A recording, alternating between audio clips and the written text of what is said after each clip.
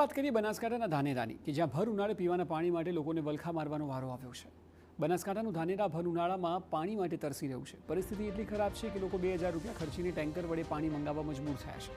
મહત્વનું છે કે નર્મદા કેનાલની પાઇપલાઇનનું સમારકામ ચાલુ હોવાને લીધે ધાનેરામાં પાણીની અછત છે। ત્યારે સતત 2 દિવસથી પાણી ન આવતા નગરજનો ત્રાહિમામ પોકારી ઉઠ્યા છે। નગરજનોનું કહેવું છે કે કેનાલની પાઇપલાઇનની કામગીરીનું સમારકામ ચાલુ હોવાના લીધે સમગ્ર ધાનેરામાં પાણી કાપ લાગુ કરાયો છે। તંત્ર એક ટાઈમ પાણી આપવાની જાહેરાત કરી હતી, પરંતુ દિવસમાં એક વાર પણ પાણી ન આવતા લોકો મોંઘા દરે પાણી ખરીદવા મજબૂર બન્યા છે। સાથે ધાનેરાના કુલ 8 પૈકી એક જ બોર કાર્યરત છે। ત્યારે સ્થાનિકોમાં તંત્રની કામગીરી સામે નારાજગી જોવા મળી રહી છે।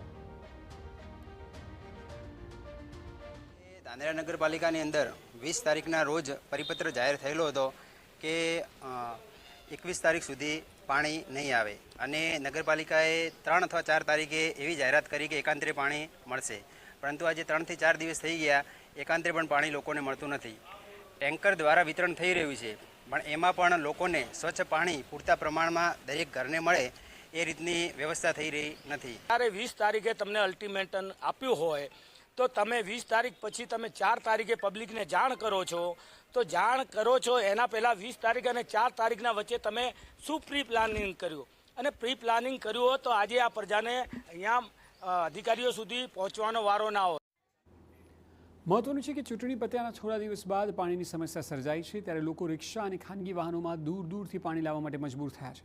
જોકે અધિકારીઓનું કહેવું છે કે ટૂંક સમયમાં પાણી કાપ દૂર કરીને રાબેતા મુજબ પાણી આપવામાં આવશે।